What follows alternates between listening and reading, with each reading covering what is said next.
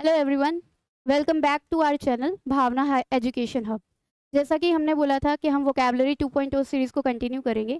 आप लोगों के काफ़ी कमेंट आ रहे थे कि मैम इस सीरीज़ को कंटिन्यू रखिए, ब्रेक मत लीजिए। तो आज से ये सीरीज़ कंटिन्यू रहेगी, इसमें कोई ब्रेक नहीं होगा। 6 दिन आपकी क्लासेस होगी और एक दिन हमने रिजर्व किया है आपके रिवीजन के लिए और टेस्ट के लिए।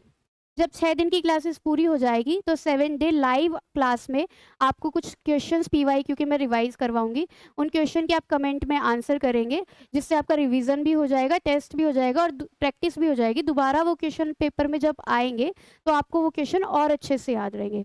चलिए बिना टाइम वेस्ट के मूव करते हैं हमारी आज की क्लास पर, डेली डोज 14 पर। डेली डोज 14 में हमेशा की तरह हम वर्ड्स विद पिक्चर याद करेंगे, ताकि पिक्चर्स के हेल्प से आप एग्जाम में उन वर्ड्स को इजीली रिकॉल कर सकें। हमारा पहला वर्ड है बेंटर। बेंटर का मतलब होता है हंसी मजाक करना। अब देखिए इस पिक्चर में ये लोग क्या कर रहे हैं, ये लोग ग्रुप में है, ये फ्रेंड्स है, ग्रुप में बैठे एक दूसरे के साथ हंसी मजाक कर रहे हैं। सिनोनिम इसका क्या होता है? रिपार्ट। एंटोनिम क्या होता है? प्रेज। एग्जाम्पल देखिए, he stood around bantering with his colleague. वह अपने साथियों के साथ खड़ा होकर मजाक कर रहा था। ठीक है, समझ गए। इसका नेक्स्ट वर्ड है बारबरिक। बारबरिक का मतलब क्या होता है? क्रूर, निर्दयी, behaving in a cruel manner और अनसिविलाइज्ड मैनर। अब देखिए अनसिविलाइज्ड मैनर में बिहेव करने का क्या मतलब होता है उसको समझिए। कि पहले मैन क्या था? एनिमल था, धीरे धीरे वो साथ आया, उसने एक सिविलाइजेशन क्रिएट की। सिविलाइजेशन क्रिएट की तो उसने कुछ रूल्स बनाए कि हमारी सिविलाइजेशन में लोग इन इन रूल्स के अकॉर्डिंग बिहेव करेंगे ताकि सबका ग्रोथ हो और किसी को नुकसान ना पहुंचे। तो जब हम उन रूल्स के अगेंस्ट बिहेवियर करते हैं तो उसे हम कहते हैं behaving in an uncivilised manner. तो इसके सिनोनिम क्या होंगे?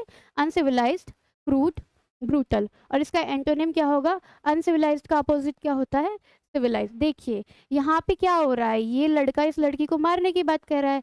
तो एक सिविलाइजेशन का क्या रूल होता है कि कोई भी एक दूसरे को नुकसान नहीं पहुंचाएगा, कोई भी एक दूसरे को हार्म नहीं पहुंचाएगा। तो ये क्या कर रहा है? अनसिविलाइज मैनर में बिहेव कर रहा है। दूसरा एग्जाम्पल देखिए, killing animals for pleasure is barbaric. आनंद के लिए जानवरों को मारना बर्बरतापूर्ण है। अब देखिए आनंद के लिए जानवरों को मारना क्या है? किसी को अपने आनंद के लिए कष्ट पहुंचाना क्या है? क्रूर है, निर्दयी बिहेवियर है।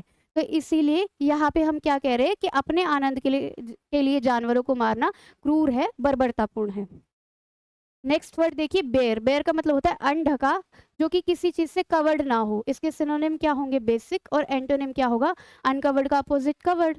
अब देखिए यहाँ पे हमने पिक्चर में ये रूम क्यों यूज किया? इस रूम का जो फ्लोर है इस पे कोई कालीन नहीं है, इसका फ्लोर किसी चीज से ढका हुआ नहीं है। तो हम ये क्या कहेंगे कि ये फ्लोर जो है ये बेयर है।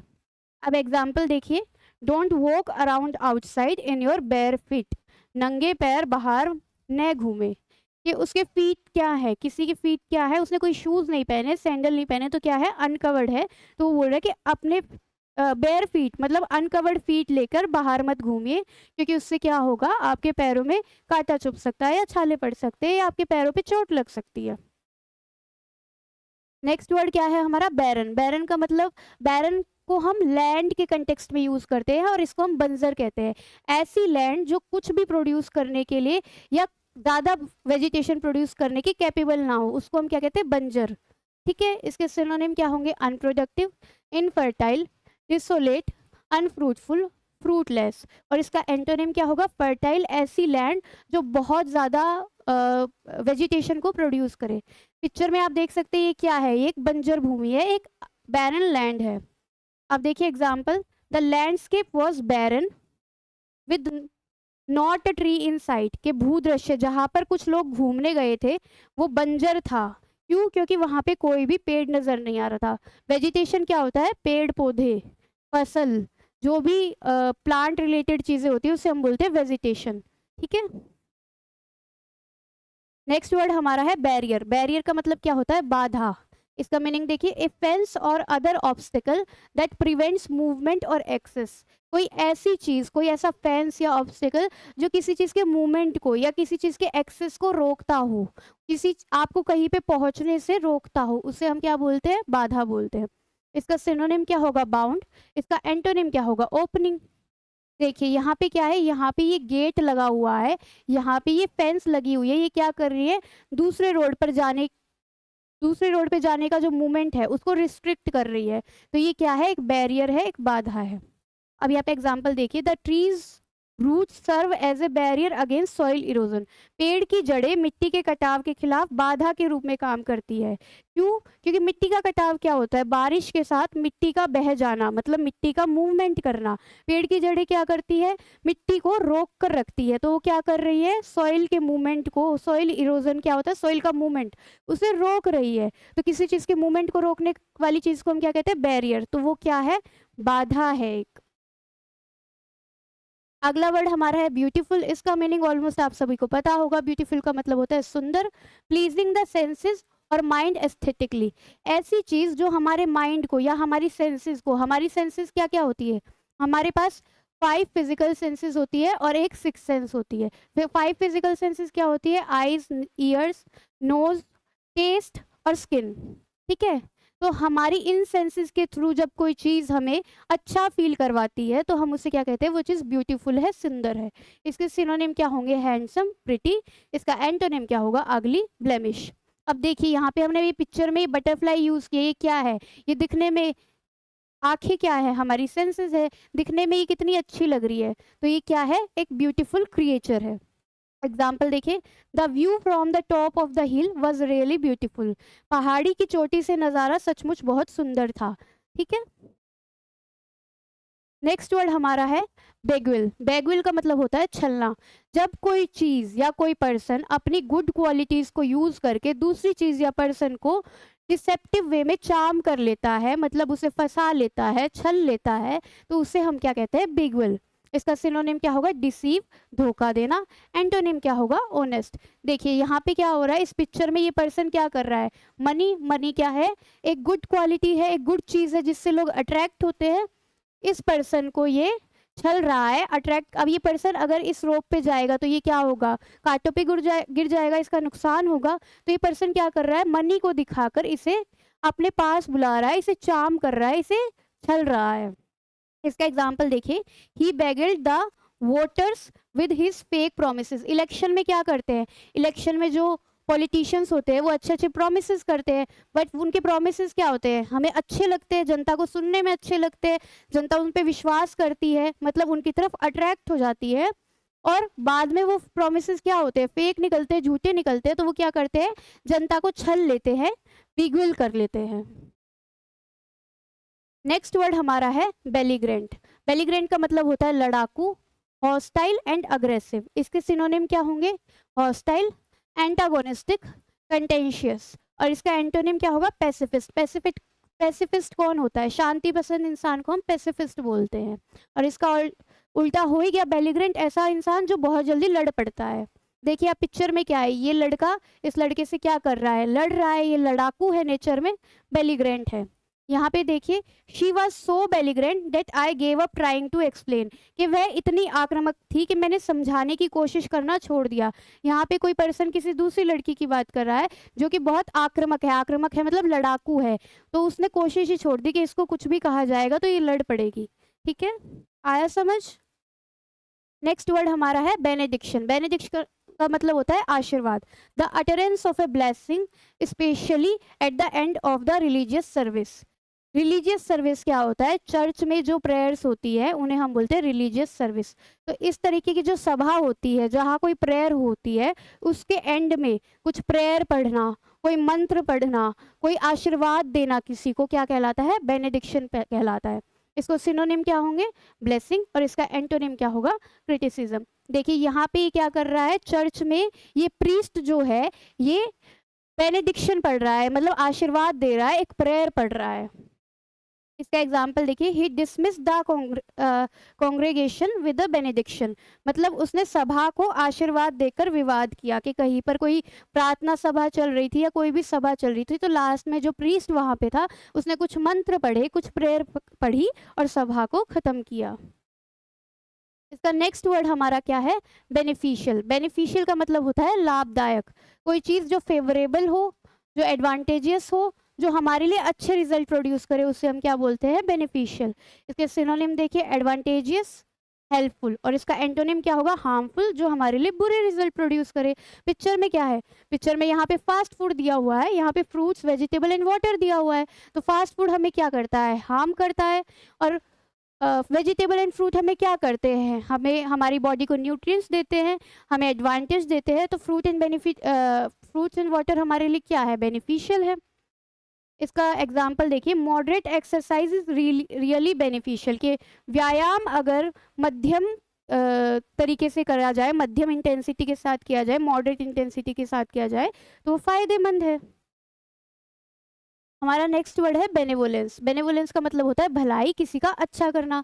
इसका इंग्लिश मीनिंग हो गया काइंडनेस, और इसका सिनोनिम भी क्या होगा, काइंडनेस, कंपैशन। और इसका एंटोनिम क्या होगा, क्रूअल्टी, एक्रिमोनियस। अब देखिए यहाँ पे क्या हो रहा है, यहाँ पे इस पिक्चर में ये लड़की इसको क्या कर रही है, पैसे दे रही है। ये पर्सन गरीब है, ये पैसे कमा नहीं सकता क्योंकि ये अपाहिज है। तो ये क्या कर रही है, एक बेनेवोलेंस का एक्ट कर रही है। The king is known for his benevolence. राजा अपनी परोपकारिता के लिए जाने जाते हैं, मतलब राजा क्या करते हैं, दूसरों के प्रति दयालु है, राजा दूसरों की भलाई करते हैं, इसीलिए वो अपनी परोपकारिता के लिए, बेनेवोलेंस के लिए जाने जाते हैं। हमारा नेक्स्ट वर्ड है बेनेवोलेंट, परोपकारी। अभी हमने पढ़ा बेनेवोलेंस क्या होता है, काइंडनेस। तो जो पर्सन के अंदर काइंडनेस की क्वालिटी होती है, मतलब एक काइंड पर्सन, उन्हें हम क्या बोलते हैं, benevolent. Well meaning and kindly, इसके सिनोनिम क्या होंगे, काइंड, जेनरस, ग्रेशियस, कंपैशनेट। और इसके एंटोनिम क्या होंगे, मेलेवोलेंट, मर्सीलेस, स्टिंगी, सेल्फिश, मिजरली। ऐसा पर्सन जो सिर्फ अपने बारे में सोचता है, दूसरों की भलाई के बारे में नहीं सोचता है। हमने सेम पिक्चर दूसरे पीछे वाले वर्ड में दिखाई थी, क्यों, क्योंकि ये लड़की क्या कर रही है, इस गरीब आदमी को पैसे दे रही है। तो ये क्या कर रही है, बेनेवोलेंस का एक्ट कर रही है। तो इस लड़की के द्वारा इस आदमी को पैसे दिए जाना क्या है, बेनेवोलेंस है। और ये लड़की खुद क्या है, एक बेनेवोलेंट पर्सन है। तो डिफरेंस समझ आया आपको, कि काइंडनेस के एक्ट को हम बेनेवोलेंस करेंगे, और जो काइंडनेस दिखा रहा है, बेनेवोलेंस के एक्ट में एंगेज हो रहा है, उसे हम बेनेवोलेंट पर्सन बोलेंगे। एग्जाम्पल देखिए, he was a benevolent old man and wouldn't hurt a fly. वह बहुत ही दयालु बूढ़ा आदमी था और एक मक्खी को भी चोट नहीं पहुंचाता था। मतलब वो सबकी भलाई के बारे में सोचता था, दूसरे को चोट पहुंचाने से पहले उसको खुद को दर्द होता था, उसको खुद को बुरा लगता था। ठीक है, हमारा नेक्स्ट वर्ड है बेनिग्न। बेनिग्न का मतलब भी क्या होता है, दयालु, एक काइंड पर्सन, एक बेनेवोलेंट पर्सन। अब बेनिग्न के दो मतलब होते हैं। अगर हम इसे पर्सन के कंटेक्स्ट में यूज करते हैं तो gentle person, kind person. But अगर हम इसे किसी डिजीज या किसी और चीज के कंटेक्स्ट में यूज कर रहे हैं तो उसका मतलब होता है ऐसी चीज जो डेंजरस नहीं है, जो कि बहुत ज्यादा हार्मफुल नहीं है। अभी एग्जाम्पल और पिक्चर के एग्जाम्पल से हम इसको समझेंगे। ये बेनिग्न का सबसे पहले तो सिनोनिम क्या हुआ, फेवरेबल। एंटोनिम क्या होगा, मैलिग्नेंट, विकेड। अब देखिए सबसे पहले एग्जाम्पल देखिए, जो हमने यहाँ पे समझाया कि डिजीज के कंटेक्स्ट में जब हम इसे यूज करते हैं तो इसका मतलब क्या होता है, ऐसी चीज जो डेंजरस नहीं है। We were happy to hear that the tumour was benign. हमें यह सुनकर खुशी हुई कि ट्यूमर सौम्य था। अब इसका क्या मतलब हुआ, ट्यूमर का मतलब होता है शरीर में कहीं पे गांठ हो जाना। अब शरीर में जब कहीं पे गांठ बन जाती है तो उसके दो चीजें होती है, कि या तो वो गांठ हार्मफुल ना हो या फिर वो कैंसर में बदल जाती है। तो यहाँ पे एग्जाम्पल क्या दिखा रहा है कि किसी के शरीर में कोई ट्यूमर हो गया था, वो उस ट्यूमर को दिखाने गया तो डॉक्टर ने कहा कि आप टेंशन मत लीजिए, ये ट्यूमर हार्मफुल नहीं है, ये कैंसर में नहीं बदलेगा। ठीक है, और यहाँ पे हम पिक्चर में देखें तो क्या है, यहाँ पे दो पर्सन दिए गए हैं। एक है जो इस बिल्ली पर चिल्ला रहा है, मतलब कि ये पर्सन क्या है, काइंड नहीं है, आक्रामक है। आक्रामक के लिए अभी हमने कौन सा वर्ड यूज किया था, कमेंट में लिखिए। और दूसरा पर्सन जो है, ये इस बिल्ली को बहुत प्यार से सहला रहा है, तो मतलब क्या है, ये एक काइंड पर्सन है, ये एक बेनिग्न पर्सन है। हमारा नेक्स्ट वर्ड है बिरीवमेंट, शोक। देखिए शोक का मतलब क्या होता है, जब हम अपनी किसी प्रिय वस्तु या प्रिय व्यक्ति से दूर हो जाते हैं तो उसे हम कहते हैं, उस वजह से हमें जो दुख होता है उस दुख को हम कहते हैं शोक मनाना। ठीक है, हर दुख को हम शोक नहीं कह सकते, सिर्फ किसी प्रिय व्यक्ति या चीज के खो जाने से, दूर हो जाने से, अलग हो जाने से जो दुख होता है उसे हम कहते हैं शोक। इसका सिनोनिम क्या होगा, डिप्राइवेशन। इसका एंटोनिम क्या होगा, कंफर्ट। एग्जाम्पल देखिए, she has recently suffered a bereavement. हाल ही में उन्हें एक शोक झेलना पड़ा है, मतलब हाल ही में वो अपने किसी प्रिय व्यक्ति की, बेसिकली जब हम शोक वर्ड या बेरीवमेंट वर्ड यूज करते हैं तो किसी की मौत के कंटेक्स्ट में करते हैं, बट ऐसा नहीं है कि सिर्फ और सिर्फ वो मौत के कंटेक्स्ट में ही होगा, वो किसी और कंटेक्स्ट में भी हो जाता है। तो यहाँ पे किस कंटेक्स्ट में है कि उनके घर में अभी अभी शायद कोई मौत हुई है जिसकी वजह से उन्हें बहुत दुख पहुंचा है। यहाँ पे भी हम पिक्चर में देखेंगे तो ये क्या हो रहा है, ये किसी का फ्यूनरल हो रहा है, ये किसी का मतलब आत्मसंस्कार हो रहा है। तो ये लोग क्या कर रहे हैं, ये अपने किसी डियर वन को खो चुके हैं, उसकी मौत हो चुकी है, ये लोग यहाँ दुख मना रहे हैं, तो ये क्या कर रहे हैं, बेरीवमेंट कर रहे हैं। लास्ट वर्ड हमारा है बिसीच। बिसीच का मतलब है विनती करना, किसी से अर्जेंटली, मतलब कि इमरजेंसी की सिचुएशन में, फर्वेंटली पूछना, कुछ करने के लिए, कोई हेल्प करने के लिए, सीधा सीधा मतलब है किसी से हेल्प मांगना। इसके सिनोनिम क्या होंगे, बेग, आस्क, रिक्वेस्ट, और इसके एंटोनिम क्या होंगे, कमांड। अब देखिए पिक्चर में ये क्या कर रहा है, ये लड़का इस लड़की से रिक्वेस्ट मांग रहा है, ठीक है। यहाँ पे क्या होगा, सेंटेंस देखिए, I beseech him to think again about those matter. मैं उनसे उन मामलों पर दोबारा विचार करने का आग्रह करूंगा, मतलब मैं रिक्वेस्ट करूंगा कि वो इस मैटर के बारे में एक बार दोबारा सोचे। ठीक है, हमारे वर्ड्स आज के पूरे हो गए। अब हम प्रोसीड करेंगे आज के 15 वन वर्ड सब्सटीट्यूशंस पे। हमारा आज का पहला वन वर्ड सब्सटीट्यूशन है सीवियर इन हिज समर। इसका मतलब क्या होता है, ऐसा व्यक्ति जो अपने समर में, समर टाइम को देखिए, इसमें समर टाइम को क्यों यूज किया है, समर का मतलब होता है अच्छा समय। जब हम पोइट्री में या एक मुहावरे के रूप में या एक मेटाफर के रूप में जब समर को यूज करते हैं तो उसका मतलब होता है अच्छा टाइम। तो अपने अच्छे टाइम में जो व्यक्ति सीवियर रहता है, सख्त रहता है, उसे हम क्या कहते हैं, ऑस्टर, सख्त या आडंबरहीन।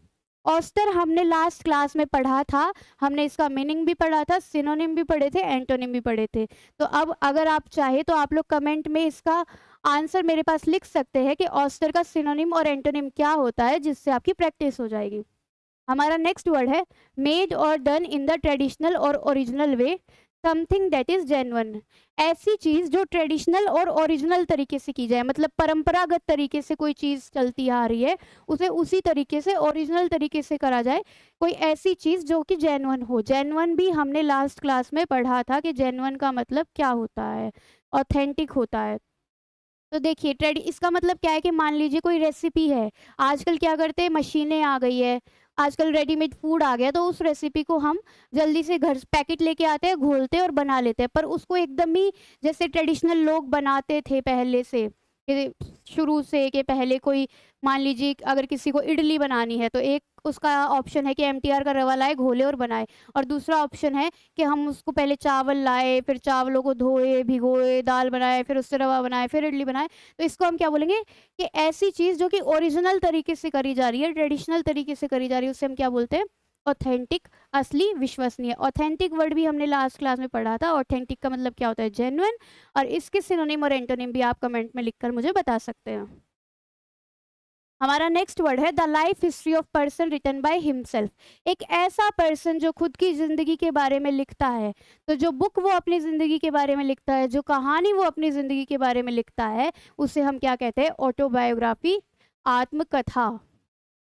नेक्स्ट वर्ड हमारा है the system of the government of a country in which one person has complete power. एक ऐसा सिस्टम ऑफ गवर्नेंस जिसमें एक पर्सन को पूरी पावर हो। मान लीजिए एक ऐसा देश है जहाँ पे एक राजा है, और पहले के टाइम में ऐसा होता भी था, और उस राजा के पास क्या होती थी, एब्सोल्यूट पावर होती थी, पूरी पावर होती थी।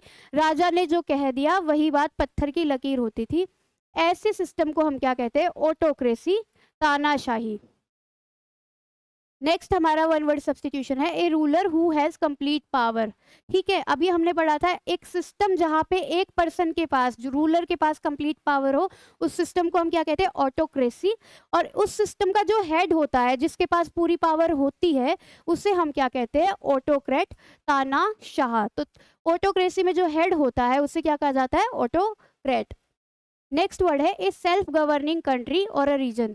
ऐसी कंट्री जो कि सेल्फ गवर्निंग हो, उसे हम क्या कहते हैं, ऑटोनोमी, स्वशासन। देखिए ऑटोनॉमी वर्ड भी हमने लास्ट क्लास में पढ़ा था, इसमें मैंने आपको एक कंट्री का एग्जाम्पल देके बताया भी था कि ऑटोनॉमी का क्या मतलब होता है, एक ऐसी जगह, एक ऐसा राष्ट्र, एक ऐसा व्यक्ति जो अपने डिसीजन खुद लेता है, दूसरों पे डिपेंड होकर या दूसरों के प्रेशर में आकर नहीं लेता है, उससे हम क्या बोलते हैं, ऑटोनॉमी।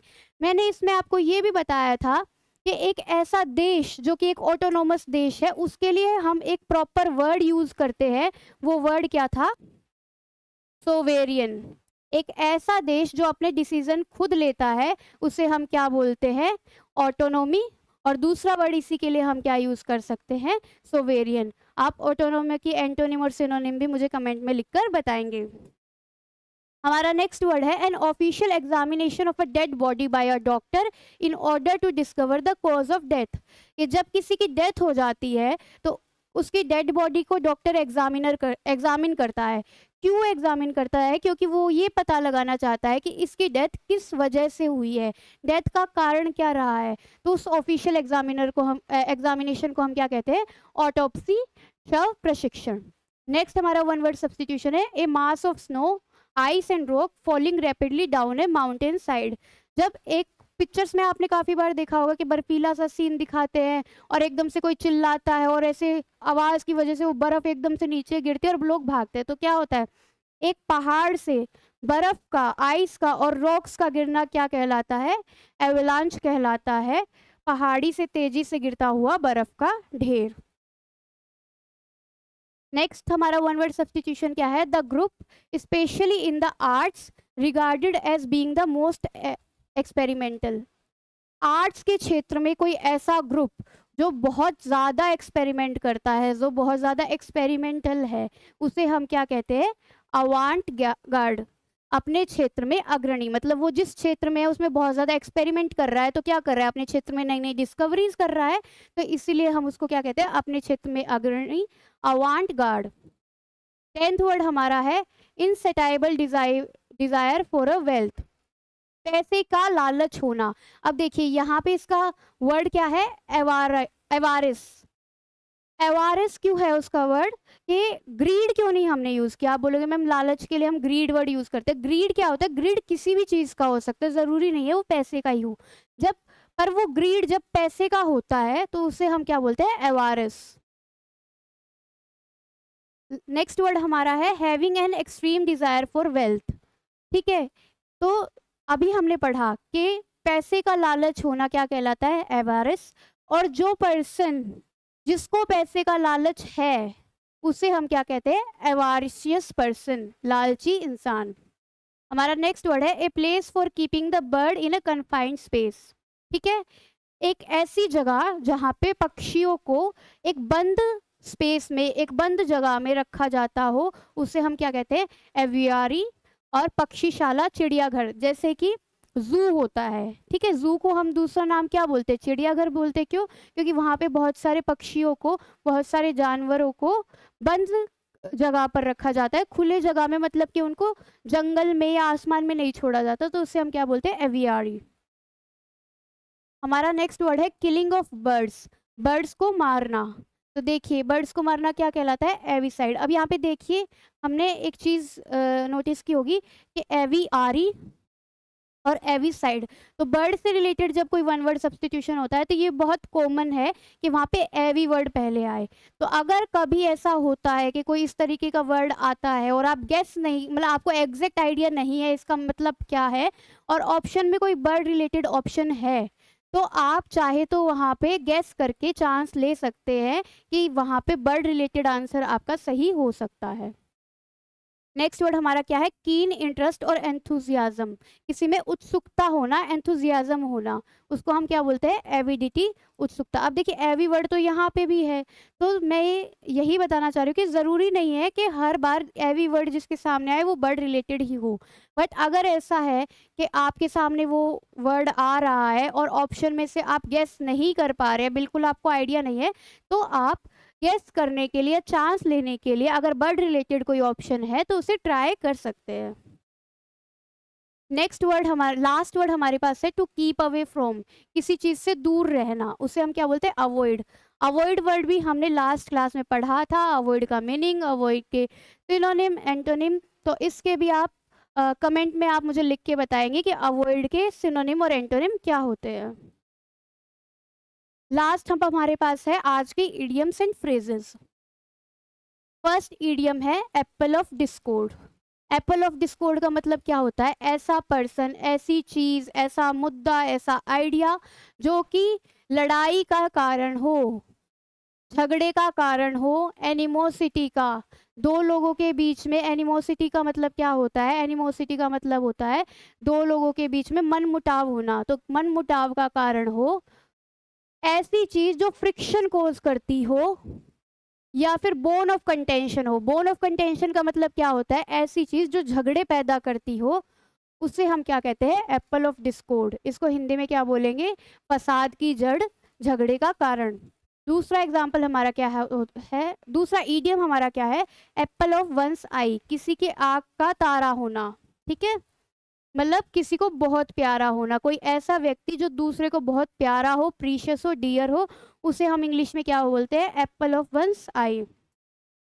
नेक्स्ट हमारा इडियम है एप्पल कार्ट। इसका मतलब क्या है? स्पॉइल केयरफुल प्लान्स, काम बिगड़ जाना। कोई ऐसा, आपने बहुत केयरफुली कोई प्लान बनाया था कि ऐसा करेंगे, ऐसा करेंगे, ऐसे करेंगे, और जब वो बिगड़ जाता है तो हम क्या कहते हैं? क्या हो गया? एप्पल कार्ट हो गया। नेक्स्ट है हमारा apple and oranges. To unlike things और पीपल, अनइक्वल कंपैरिजन। जब हम किसी ऐसे दो लोगों को या ऐसी दो चीज़ों को कंपेयर करते हैं जो कि एक दूसरे से बहुत अलग है, जिनमें दिन रात का अंतर है, तो उससे हम क्या बोलते हैं? एप्पल एंड ऑरेंजेस, दो अलग चीज़ें। नेक्स्ट इडियम हमारा है अप्रोपोस ऑफ नथिंग, मतलब having no relevance to any previous discussion और सिचुएशन। बिना किसी संदर्भ के, मान लीजिए अभी मैं आपको इंग्लिश पढ़ा रही हूँ और बिना किसी संदर्भ के मैं एकदम से आपको पॉलिटी का कंटेंट बोलना शुरू कर दूं, तो वो आपके लिए क्या होगा? Apropos of nothing. मतलब यहाँ पे इंग्लिश की क्लास में बिना संदर्भ के उसका कोई रेलेवेंस नहीं है, तो उसे हम बोलते हैं अप्रोपोस ऑफ नथिंग, बिना किसी संदर्भ के कही हुई बात। नेक्स्ट हमारा इडियम है आर्गस आइड। केयरफुली ऑब्जर्वेंट और अटेंटिव, विजिलेंट। तेज नज़र, ऐसा इंसान जो बहुत केयरफुली चीज़ों को ऑब्जर्व करता है, जो चीज़ों के प्रति बहुत अटेंटिव रहता है, विजिलेंट रहता है, मतलब कि बहुत ज़्यादा ऑब्जर्व करता है, किसी चीज़ को प्रति सचेत रहता है, उसे हम क्या बोलते हैं? Argus eyed. नेक्स्ट हमारा इडियम है arm to the teeth. Heavily armed और फोर्टिफाइड, पूरी तरह से शस्त्र होना। मतलब कोई ऐसी चीज जिसको चारों तरफ से आर्म्ड किया हो, फोर्टिफाई किया हो, मतलब चारों तरफ से हथियारों से उसे घेरा गया हो, या फिर उसके चारों तरफ इस तरीके का कोई पहरा बना दिया गया हो, उसे हम क्या बोलते हैं? Armed to the teeth. Next idiom हमारा है अराउंड द क्लॉक। इसका मतलब क्या होता है? डे एंड नाइट, दिन एंड रात। मान लीजिए आप दिन रात पढ़ रहे हैं, तो आप क्या बोलेंगे? I am studying around the clock, मतलब मैं दिन रात पढ़ रहा हूँ। नेक्स्ट हमारा इडियम है अराउंड द कॉर्नर, अकरिंग सून, जल्द ही होने वाला। कोई ऐसी चीज जो जल्द ही होने वाली है, उसे हम बोलते हैं around the corner. For example अभी नवरात्रि आने वाली है, तो हम क्या बोलेंगे? Navratri is around the corner. Next idiom हमारा है as a matter of fact, actually as it happen, असल में।